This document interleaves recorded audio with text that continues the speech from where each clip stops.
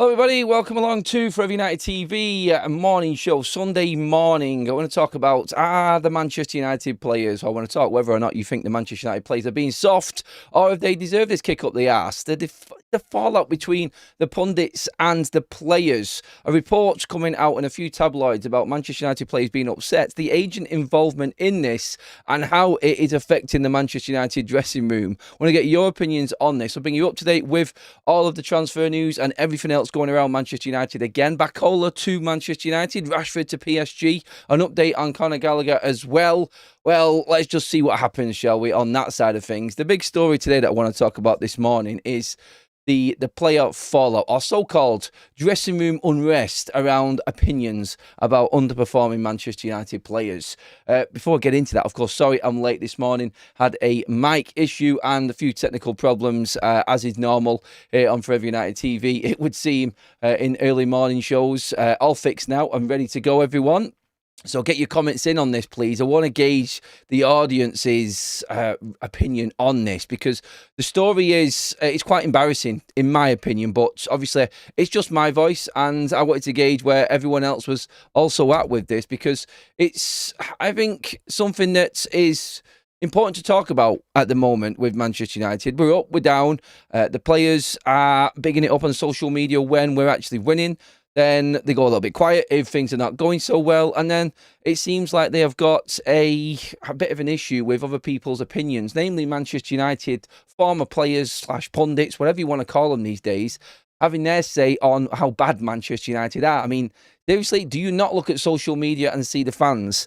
So it's not going to come across any different to anybody else watching the game. Manchester United are just crap. They're inconsistent and all over the place, it would seem. So, yeah, that is a big problem with Manchester United's players. The soft-centred sort of players, I feel, on this one. But what you've got to look at here is this story and say whether you think it's too much or not. I'll read out some of the actual article, actually, so you can gauge what's being reported first of all in this. But it is, former Manchester United players in the punditry game have left members of the current Manchester United squad peed off, as it's written, because you can't say pissed off on a Sunday morning, can you?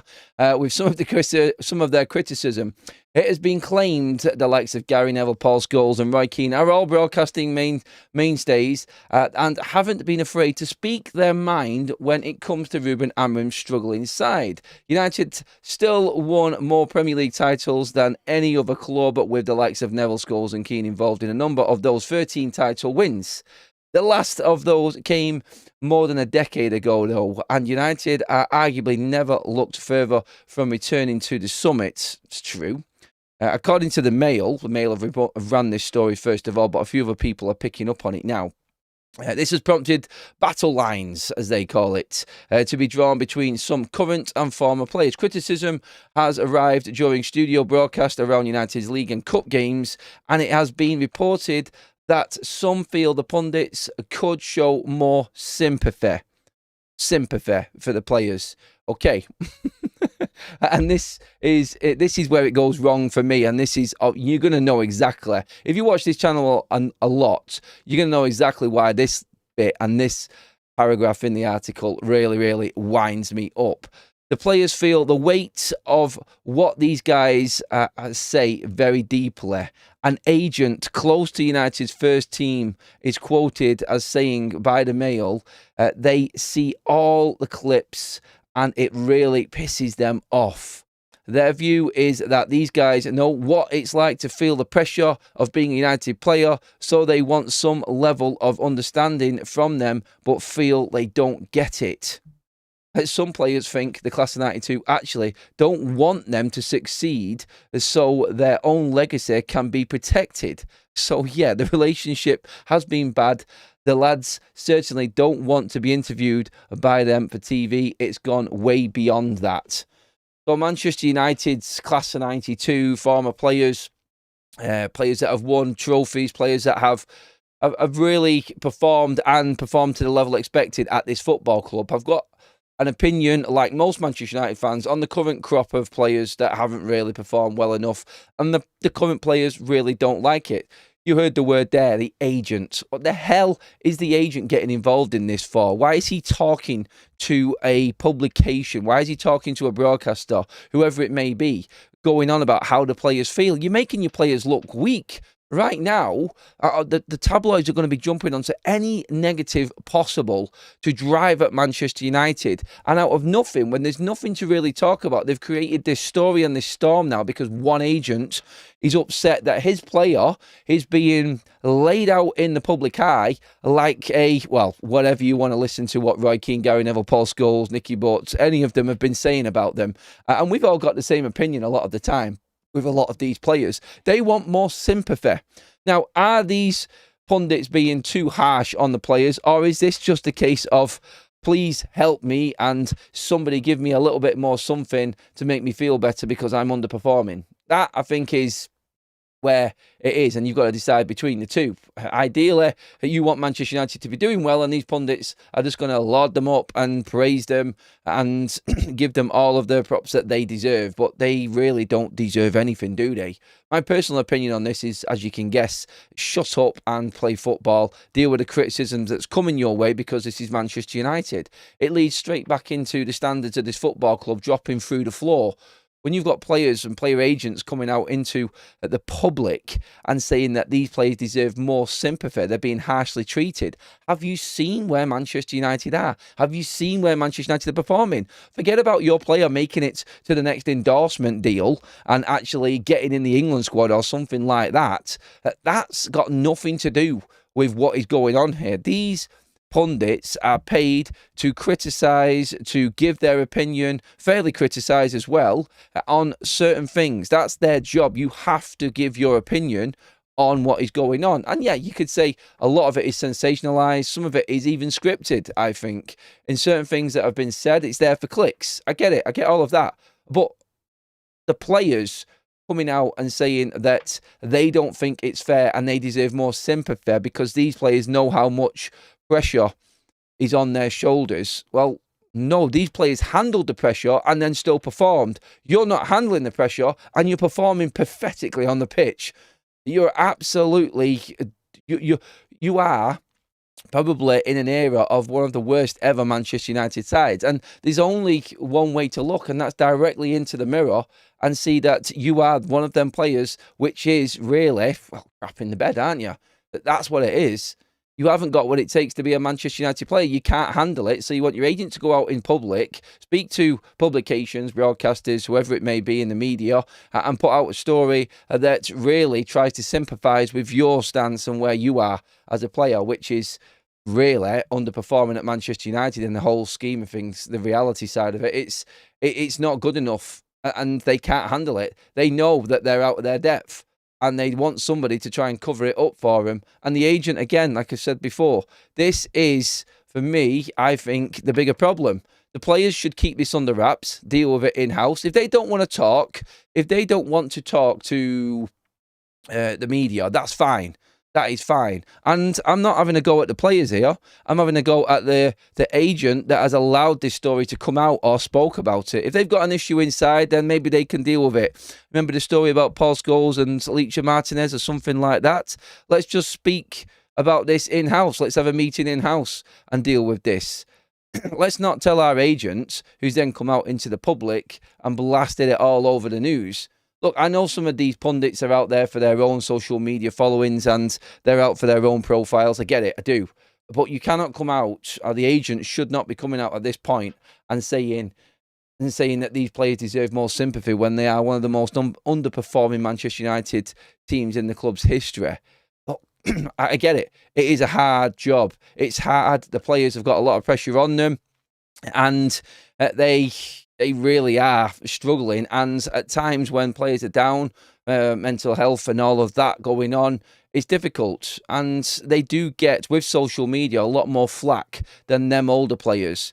So I get that the pressure on the current crop of players seems more because social media, everything that piles on. Can you imagine David Beckham in the day, of what he did, and we had phones and everybody had social media, and the world that he would have been living in. Look at Harry Maguire and how he's been treated. And Harry Maguire is a perfect example of a player that has got more crap than anybody else.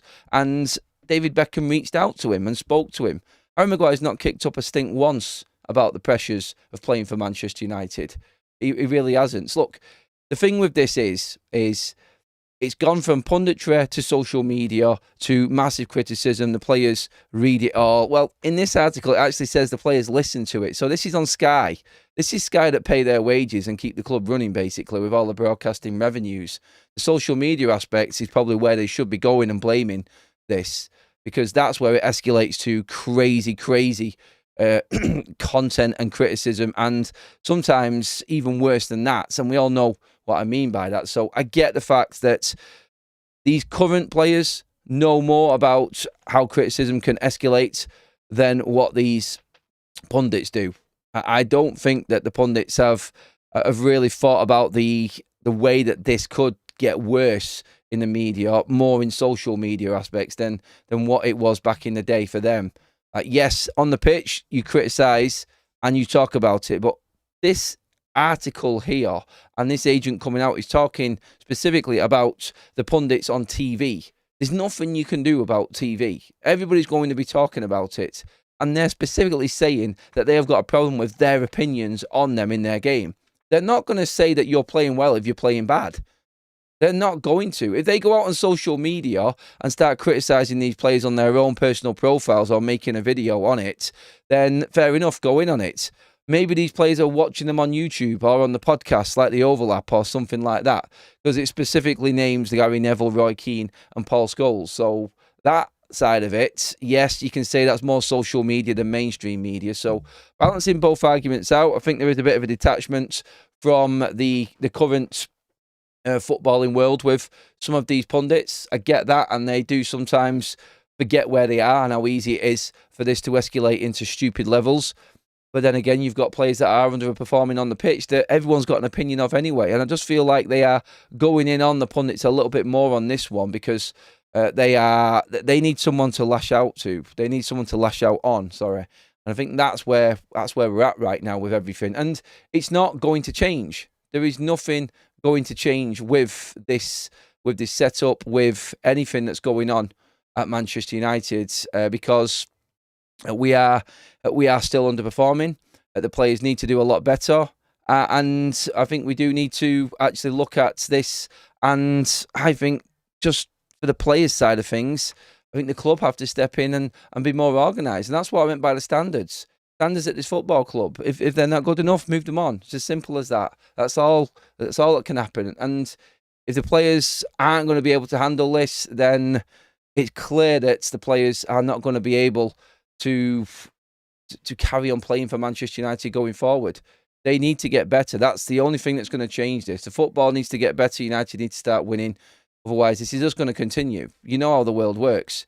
I'll get some comments on this now. Give me your thoughts, everybody. I'm just going to open up with a few super chats first of all, and let's see what we've got in here. Dixon says, we're 90% the worst squad in the Prem history by the summer signings and any promoted youth. Stop being a bitch. Come on. Come do a day's real work, says Dixon. Greg says, with his renewed membership, thanks for that, Dixon. Thanks for the super chat, buddy. Pundits say, hyperbolic things to secure their next booking on Sky Sports. Let's be real. A big red button turns them all off. Well, great point again. I think Greg's just moved into the pundit side of things there that I was just discussing. It is sensationalised, isn't it? It is brought up for clicks. They are prompted into giving big opinions. I mean, I made a point of bringing out Jimmy Floyd Hasselbank's comments the other day on Sky Sports and how he doesn't think that Manchester United have improved at all. Well, the table tells you otherwise. How can you even say that? And it is all just for social media reaction, I think, just to gauge that and bring that up. Because let's not forget, Sky are also on YouTube. Sky are on all the social medias. They earn a fortune from that. So there are departments that are prompting these reactions, I think, more now. And where it was proper football punditry before, I think it has changed a little bit, I think. And I think it is all over the broadcasting world. I mean, I've seen something on. I mean, some of the overseas broadcasters as well do it even worse. I mean, there are plenty of pundits that need bringing up. It's not just Manchester United pundits. It's the likes of Craig Burley over on whatever broadcasting network that he does. I don't think Sky would even give him the time of day. He is there for clicks and clicks alone. I think his analysis is shocking, to be honest. And that, I think, is where this world has been, where this football world and punditry world is going now. I think it is like fans being on social media, being on TV, and the reaction. It's like what we do here. We're the same. We're fans, and a lot of these, I would say, ex-players that are in broadcasting now that are doing the punditry are fans as well, and they're reacting like fans. A lot of the time, and the analysis has gone out the window a little bit. I think. I really do think it is for their own profiles. Like everyone's trying to survive on their own, it would seem. But look. It isn't just Sky. It's there's all sorts of different broadcasters out there that have pundits on, and I think they are being pushed into it a little bit. So I think there is a part of that needs to be recognised as well. Current players are determined enough and have no right to have an issue about being called out by former players when they play badly. That's exactly what it is, Tony, right there, bang on the money. If these players are being criticised for poor performances by pundits, then there's nothing that they can say. It's as simple as that. They don't have a say, really. They've got to perform. If it goes past that, then let's take it to that next level and let's bring these pundits in. But it's not that. It's them talking about their football performance. And I think the criticism is right now. When it's bad, it's bad. When it's good, it's good.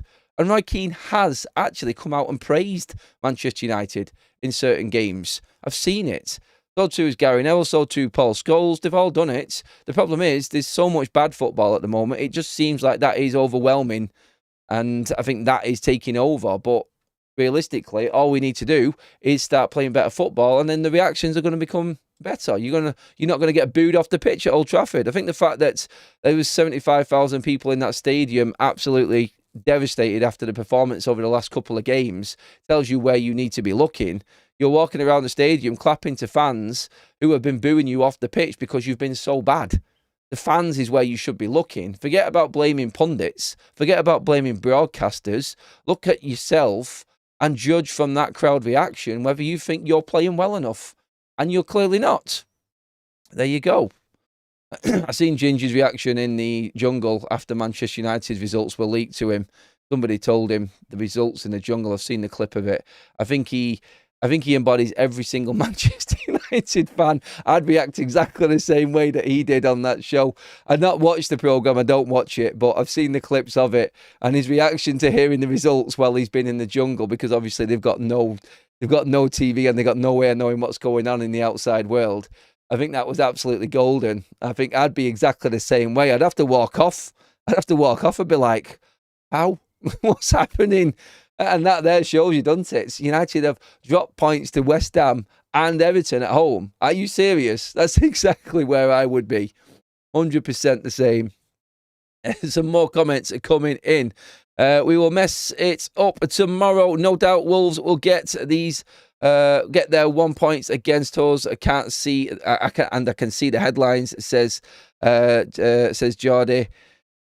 Tommy says with the super chat, late to the chat, mate. I don't know if you have talked about it. Surely Cobby should get a chance with the African nations coming up. I have talked about it. We'll talk about it in a moment, Tommy, as well. Just get through a couple more of these chats, because on the punditry side of things, did you hear Paul Scholes' opinion of the Mainoo situation? Now, you've got players moaning about the punditry and not being happy with them, needing a bit more sympathy like we've just spoken about there. And then you've got one of them pundits actually backing one of the players. So it goes both ways. Remember this, Paul Scholes is right behind what's happening with Mainoo here. And his words, and I do apologise again, but just to lay it out so you know how big this actually is. He actually called it bullshit in terms of what's happening with Mainoo and Manchester United. So Tommy, on your super chat, thank you. On that, Paul Scholes has actually come out and said this is bullshit. So obviously, he's an academy player that came through United and did fantastically well. But he's also said here he hates to see academy players just forgotten about and just fall away from Manchester United or be ill-treated, something along them lines. And the situation is called out here. You've got Mainoo sat on the bench there who can't get on, a Manchester United player that has proved that he has got something different. And Manchester United are bringing on the likes of Manuel Ugarte. Man United cannot control a game for 10 minutes, he says, and you're not bringing Mainoo on the pitch. Again, punditry goes one way and it goes the other way. They will talk about the positives if there are positives. They will bring up issues if there are issues. They're asked to talk about it. It's just the way that it is. The only way it stops is by performing better. The Manchester United situation with Mainoo, deal with it, and then the criticism won't come your way. It is strange what's happening with Kobe. With AFCON coming up, I'm looking at the position of Brian and Mbumo on this, Tommy, and that's the only position that Kobe could really feature in. The midfield is still going to be there where Ruben says Kobe is competing for, so I don't necessarily think that AFCON is going to guarantee him a place. You would have thought that he would have got on at least and maybe made a sub-appearance at some point in AFCON. I don't think he's going to start still, though. I don't, because you're going to have Mount, you're going to have Cunha, you're going to have Xerxes, you're going to have Sesko in that attacking area of the pitch. I think they're all ahead of Mainoo right now. And obviously, we've seen that there's 3 other midfielders ahead of him, judging off Ruben's substitutions recently as well, Tommy. So it is disappointing that we have got a player that has shown talent before and has shown promise, can't get in the side. I'm not going to back him and say that he has been brilliant and warrants a place in the side. He's got to get in line with everybody else, but at least bring him on off the bench. I've got nothing to defend Ruben Amorim with on that at all. And everyone knows my opinion on Kobe. I've been straight down the middle from both sides of it, his and the manager's side and the club's side. He hasn't been treated fairly, I don't think, when it comes to substitute appearances. And for Ruben to come out and laugh off the comment of him not playing the other day definitely wasn't the right way to go about it. I really don't think that United have handled this well with Kobe at the moment in terms of how it's actually coming out in the public as well. There is clearly a fallout. We talked about it last night on where Kobe's situation is. He actually now might actually be open for leaving on a permanent deal. So yeah, on that one, definitely. Thanks for that, Tommy. Glenn, who has just renewed his membership. I see the likes of TalkSport have moved into the watch along space. Only they will producers in their ear saying we need to clip worthy reactions. They will. They'll be prompted and they'll be told to do certain things, and that's the way that it's going. That is where it is. It's clips. It's reactions. It's them moments. It's short form content, I think, and that's what it is all about. And when you see someone you know or you used to idolise, for instance, former pros, watching a game of football and reaction to it, you're glued to it, aren't you? You want to see the fan in that pundit come out.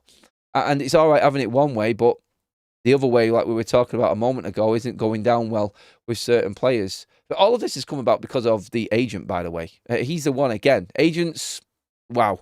And you all know my opinion on them. I think they're the biggest problem in this. And again, just when we touch back on Mainoo there, the contract situation with him, his agent telling him that he's worth 200 grand a week. I don't even think Mainoo thinks he's worth 200 grand a week. We're never going to know that, obviously, but that's ridiculous how he thinks that Kobe should be on 200 grand a week. No one's going to pay him that. He hasn't done enough yet. He should be getting game time, but he's not worth 200 grand a week. I think that's where we're at with Kobe anyway.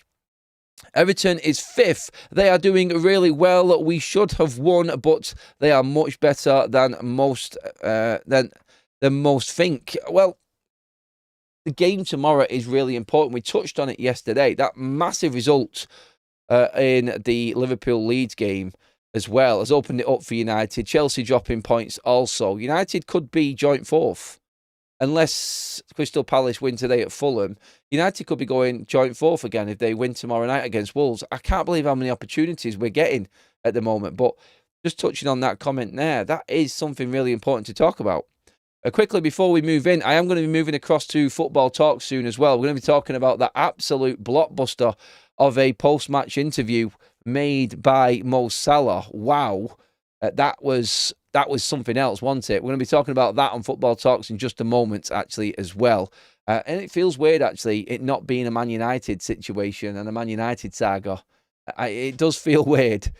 Looking into the transfer situation as well, he's now coming across on the Conor Gallagher side of things, like he wants the move to Manchester United. According to the reports, they're saying that he is more than open now to making that switch across to the Premier League. And if United came calling, he would say yes instantly on that one. So that is another move in that direction for that transfer. Again, a few more weeks yet before the window opens, but things starting to really gather momentum in terms of potentials for United. It's still going to come down to whether United want Conor Gallagher and if they think he's a good enough player. That's what it's all about. And I think that we're probably going to find out, I reckon, towards the back end of December, whether United are realistically going in for him. If Conor Gallagher goes in, I can fully see Mainoo leaving and going out on loan. I just don't think that he's going to survive at Manchester United. But Gallagher, apparently, the change and the latest update on that transfer situation is that his game time, obviously, as we know, hasn't been as frequent. 2 years in, Simeone isn't using him that much. He's averaging 30 minutes or something like that an appearance, and he is more than open to coming back in, and United would be his top destination to come to. The other transfer news is the story that came about yesterday, and you'll see it in the morning papers as well today, on Marcus Rashford going to PSG and Barcola coming the opposite way. The forward, the French winger coming into Manchester United in a part exchange for Marcus Rashford. Would anyone be on for that? Again, it's another winger though. It's not ideally the right position we need and what we're looking for. And we don't need wingers in this side right now. And I mean out and out wingers like Barcola is. He's a forward. He's not a wing back, and he's not going to be any use to Manchester United, I don't think, playing as a wing back. He just doesn't have that capability. Hakimi, that type of player, yes, all day long, that would be great, but it's not Barcola. He's a wide forward, sometimes plays as a centre forward, and has actually scored a goal this season as centre forward for PSG. But he isn't happy at the moment at PSG, apparently. And there is chance that this could happen with Rashford going one way and Manchester United giving PSG a little bit of money as well for Barcola. Would you take Barcola at Manchester United? Do you think he is?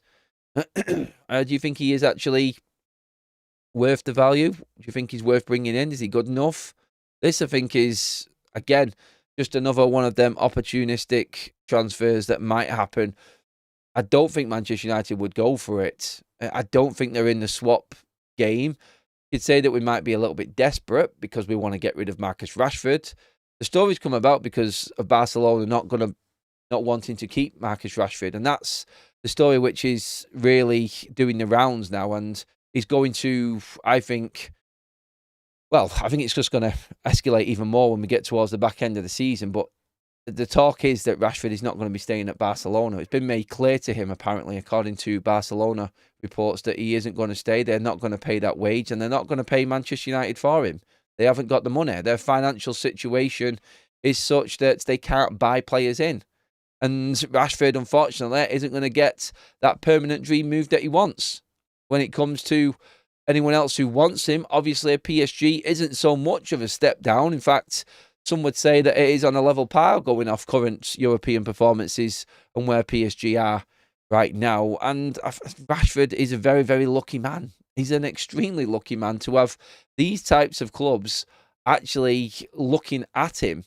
So Barcola, I think, is a no for me, and I think he's going to be a no for United. I think the story's been made up again because Manchester United are not going to be selling Rashford to Barcelona. Who else wants Rashford? Well, the PSG story has been there for the last couple of years with Marcus Rashford, as we know. So we're automatically just going to link him to PSG. PSG won't want to pay that money, but Manchester United might want to bring in a replacement. So who might we go for? Oh, let's just go for Barcola. We'll put him in on the story because Manchester United really aren't going to be able to sell Marcus Rashford to PSG for what they want. So why not let Man United take a player the other way? I think they've just made the story up. Personally, I don't see it happening. I'm not saying Barcola's a bad player, by the way. I think he's a very, very good player. And I think his form last season proved that. But I don't think he's heading to Manchester United. We don't need players in that position right now. We've got an abundance of them high attacking players. Because call them like hybrid 10s and wingers, don't you? Like your Cunhas and your Mbumos and your Amads. I just don't see Barcola coming in. If United wanted to get a cheap deal and bring him in and have him there as another option because we were playing a different system or whatever, maybe, yes, we could look at that. But I really don't see this having any legs at all. And I don't think that Manchester United are going to be going for Barcola from PSG. I think the story has just been, I think it's just been made, not fully made up. I think there's probably parts of it that are true in terms of the unrest with him at PSG and Rashford not going to Barcelona. But the rest of it's been put together to make a story, I think. Let's get some more comments in on this.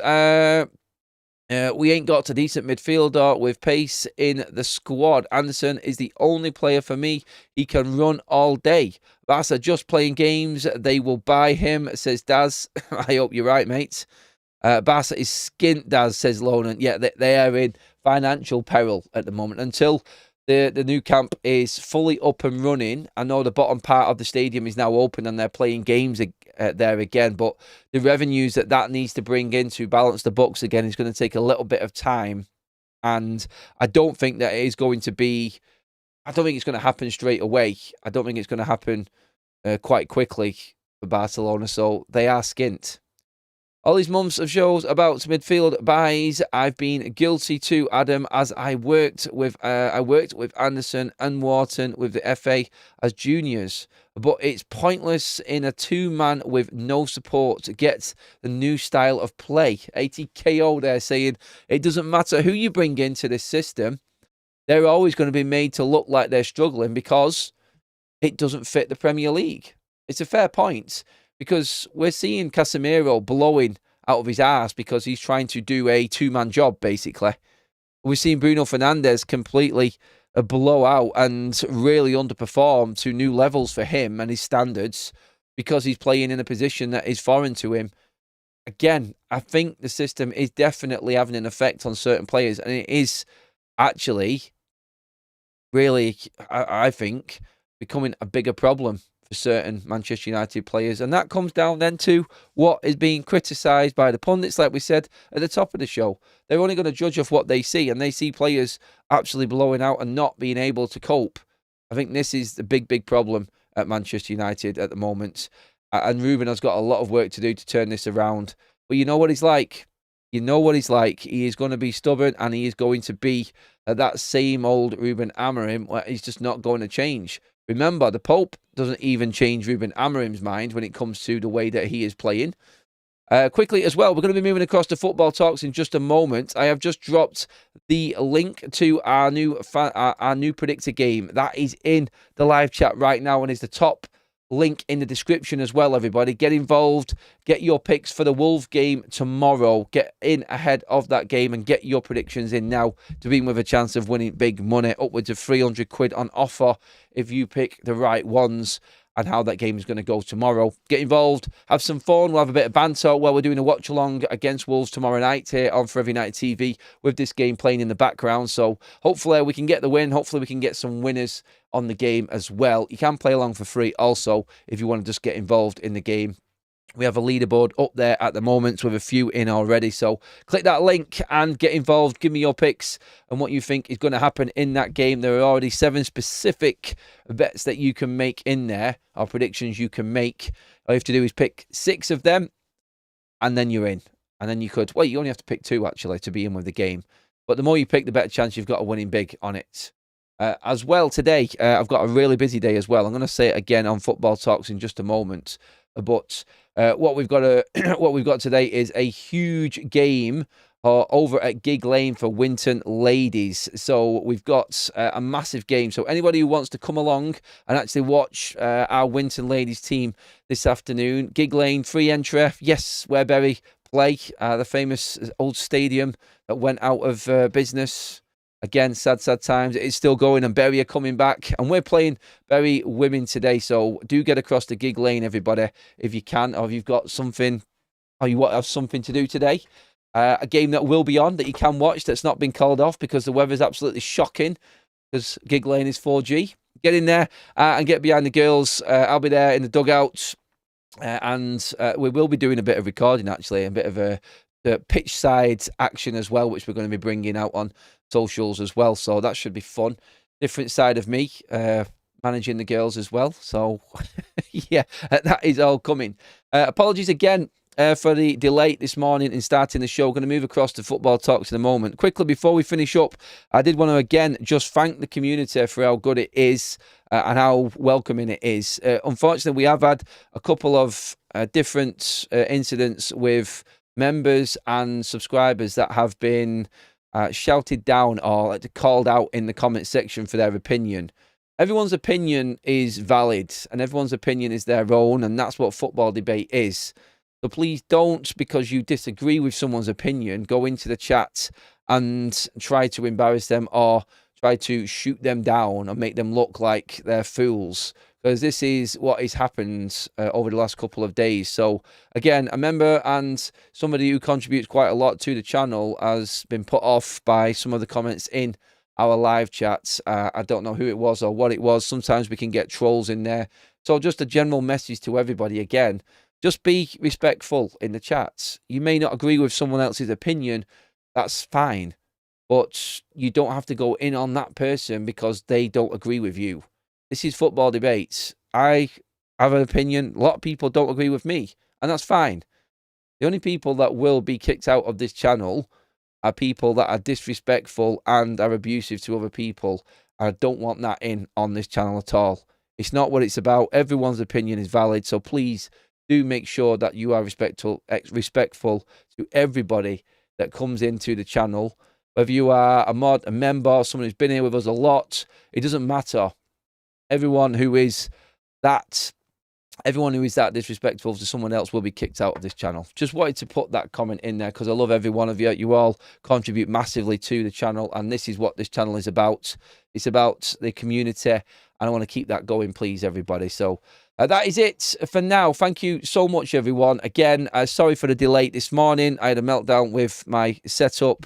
You know what I'm like. I'm just hothead, and yeah, it always tries to get me on this. It seems to always be on the morning shows as well, doesn't it? We fixed it, and we're out of here. I'm going to be back over on Football Talks. Mo Salah. That, wow. Seriously, it is massive. I'll see you over on Football Talks in just a minute. Give this video a like, subscribe to the channel, and please do get your comments in below. Thank you very much, everybody. I will see you in just a mo.